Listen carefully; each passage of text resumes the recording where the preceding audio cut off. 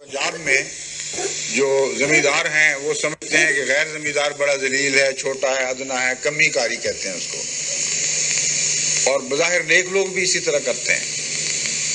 रिश्ते नातों की बात हो तो आने वाले को कुछ नहीं कहेंगे, मगर बजाने के बाद मुस्कुरा कर आंखें मटक मटक कर कहेंगे ये माशकी है, ये तेली है, ये जुलाहा है, देखो हाथ कहाँ डाल रहा है।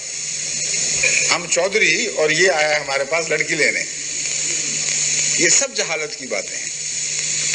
इन तमाम जहालतों को हजरत अव्वस मोहम्मद रसूलुल्लाह ने अपने पांव तले रौंदा उस दिन, और रौंद कर दिखाया कि इन सब झूठी इज्जतों को मैं अपने पांव तले रौंदता हूं।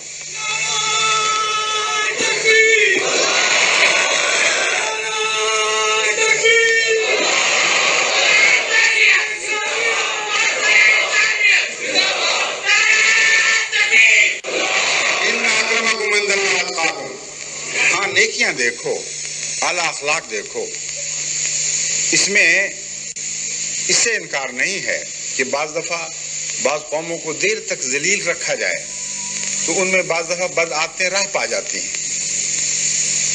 ऐसे मौके पर बाज दफा ये मुमकिन नहीं होता कि ऐसे खानदान जिनके अंदर शरीफाना रवायतें हों, बाज गलत रवायतों वाले खानदानों से ब्याह शादी के ताल्लुकात उस्तवार करें, क्योंकि वो आदतों के खिलाफ उनके दिल में एक तरद्दुद पाया जाता है, एक किस्म का एहतजाज पाया जाता है। ये बिल्कुल और रूह है। इसका ताल्लुक दर हकीकत इन्ना अकरमकुम इंदल्लाहि अत्काकुम से है। जो आदतें तकवा के खिलाफ किसी खानदान में पाई जाएं, उनका दर हकीकत जात पात से ताल्लुक ही नहीं है। जहालत की बात यह है कि जात पात के हवाले से बुरी आदतें दिखाई दे जाती हैं और अपनी जात के हवाले से वो आदतें नहीं दिखाई देती। मैंने ऐसे मुगल देखे हैं जो बड़े ही कमीने हैं, कंजूस, जलील, मेहमान नवाज नहीं, चुगलियां करने वाले, आपस में बैठ के घटिया बातें करने वाले। और ऐसे सैयद भी देखे हैं पाकिस्तान में खुसूसियत से, जो चोरों के सरबराह हैं, रस्सागीर हैं, हर किस्म की बदियां उनमें हैं। और अभी सैयदी की शान कायम है। सब तकवा हाथ से जाता रहा, लेकिन सरदारी हाथ से न गई। रस्सी जल गई पर बल न गया। ऐसे लोगों से लोग शादियां कर लेते हैं, ये सैयद है। जहालत की हद है। सैयदुल कौम की हदायत के खिलाफ इज्जतों के मयार बनाओगे तो तुम्हें कहाँ इज्जतें नसीब होंगी। इसलिए रिश्ते नाते के वक्त हरगिज ये सवाल नहीं उठना चाहिए कि कोई कौन है।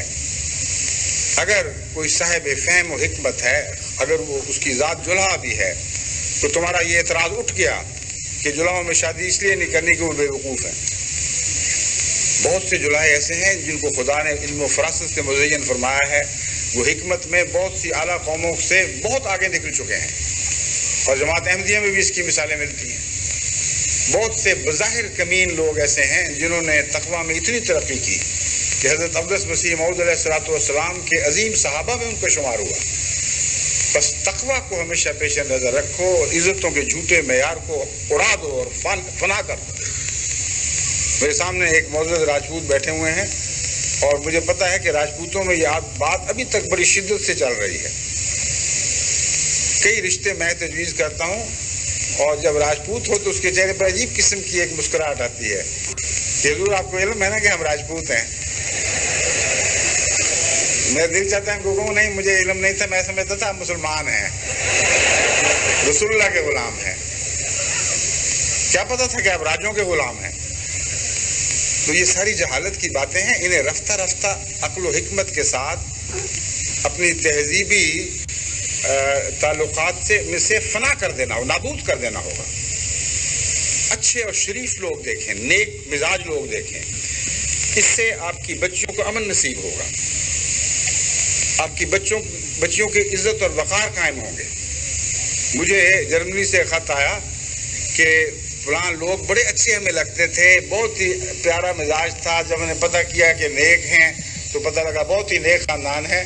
कहते हमारी बेवकूफ़ी ये बात सुनकर लड़की दे बैठे, अब पता लगा वो नाई है। इन्ना लिल्लाहि व इन्ना इलैहि राजिऊन। अगर मुगल कमीने होते तो बड़े शौक से दे देते, नाई शरीफ हैं तो उनको लड़की देना एक जुल्म हो गया है। میں نے ان کو کہا بہت اچھا کیا آپ نے، اس غلطی پر پچھتائیں نہیں، ورنہ اب لڑکی تو دوبارہ آپ کے ہاتھ نہیں آتی، مگر آپ کی عزت اور وقار ہاتھ سے جاتے رہیں گے، وہ عزت اور وقار جو مومن کی شان ہے وہ باقی نہیں رہیں گے۔ بس حضور اکرم صلی اللہ علیہ وآلہ وسلم نے جن جھوٹی قدروں کو پاؤں تلے رون ڈالا ہے، ہمیشہ کے لیے فنا کر دی ہے، کیوں اپنی ذات میں ان کو زندہ کر کے اپنی موت کے سامان کرتے ہیں؟